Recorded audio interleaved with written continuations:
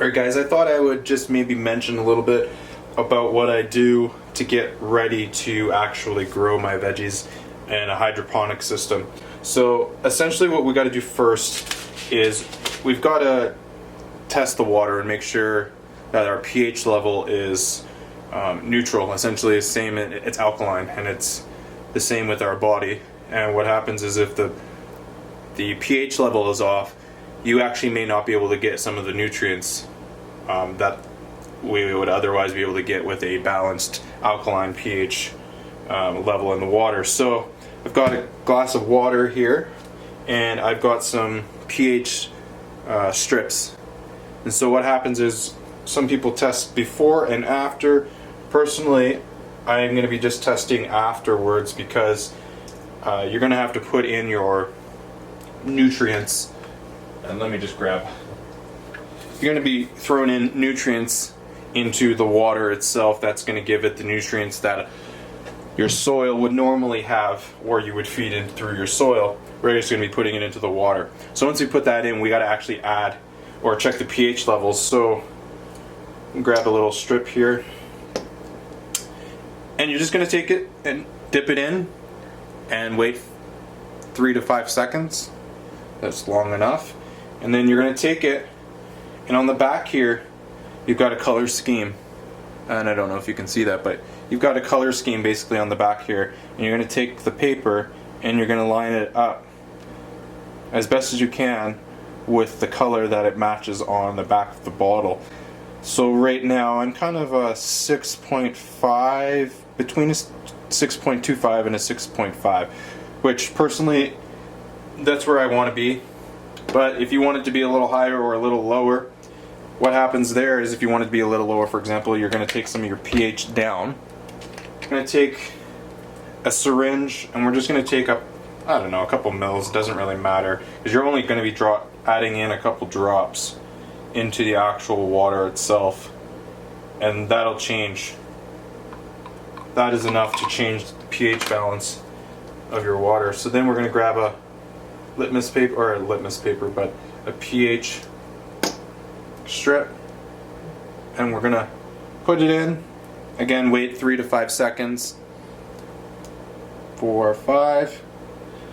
And then we're going to just take it, check really quickly on the back, and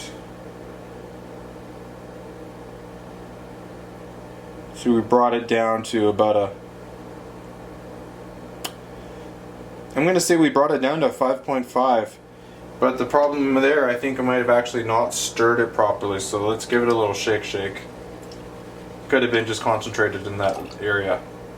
And we'll try another one. So we leave that in there for, again, another 3 to 5 seconds.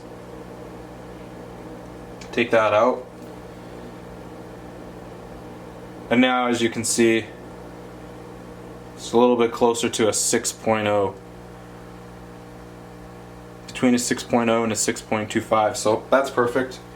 So once that's done, the next thing you're actually want to do is prepare whatever seeds you have, and depending on what type of seeds. So for example, I'm using microgreen kale. So I've got a biodegradable hydroponic grow pad that I basically have cut out into 3-inch diameters, and they'll just go down into the bottom like so, and they'll be soaked. So from here we're going to go over to the actual tent, and I'm going to show you what I'm going to do with the actual in the actual tent. Okay guys, so we're in my hydroponics tent now.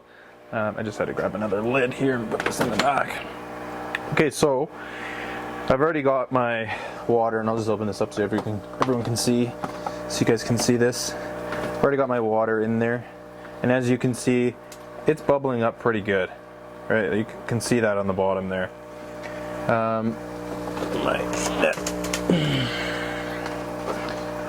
Okay, so basically what's going to happen now is I'm just going to put this over here on the side so everyone can see.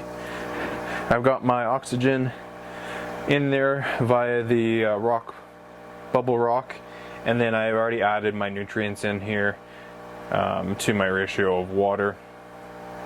And then I got my air hose running over to my air pump.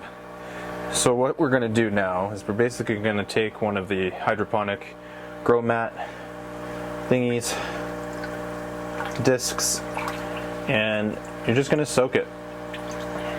Wring it out a little bit, and then we're going to put it down in the net pots. And just so you guys can see there, so then you put it in your net pot, and essentially that's what you got there.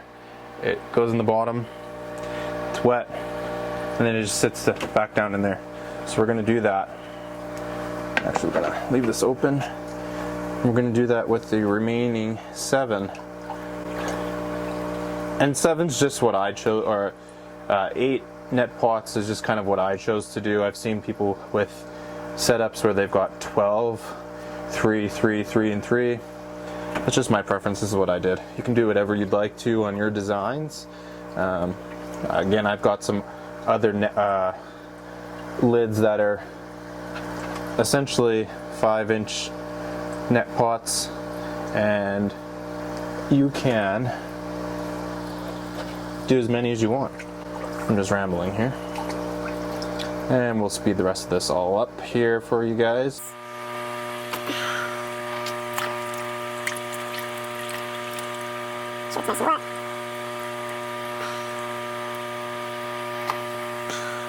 The one thing I do want to mention here about the net pots are basically you can get a few different types of net pots, and with the side slits and the bottom, these ones are ideal.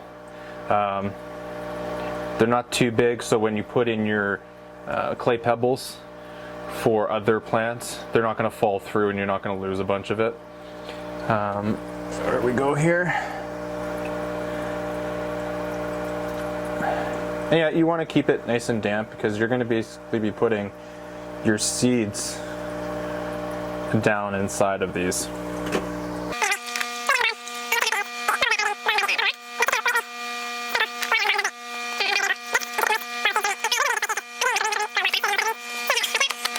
Put it in, and I'm not sure if we can see down here, but there's bubbles coming out of there, and essentially, again, they're just going to keep that moist. So we're going to take our microgreens, open this up here, and I just grabbed a 1/4 teaspoon scoop, just it's a little easier to keep track, because I'm going to do between 30 and 50,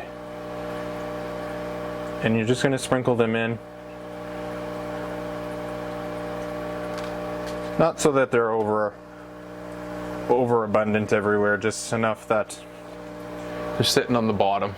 Not sure if you guys can see that or not. They're just sitting in the bottom there. So we've got that one done. We'll do the rest of them here, and I'll speed the time up again.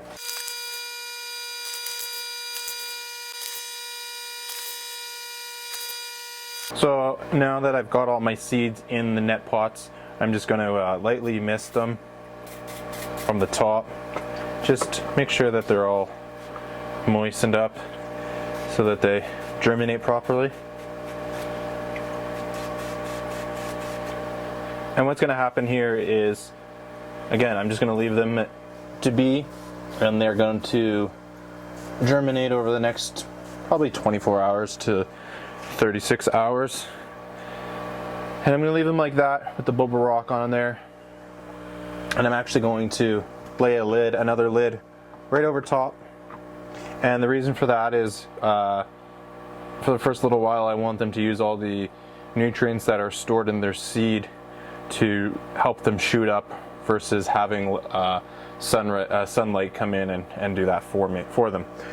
So it'll be left like that. I'll come in periodically and just take a look, but this is the gist of it. And just to talk a little bit about the nutrients themselves that I use in the water.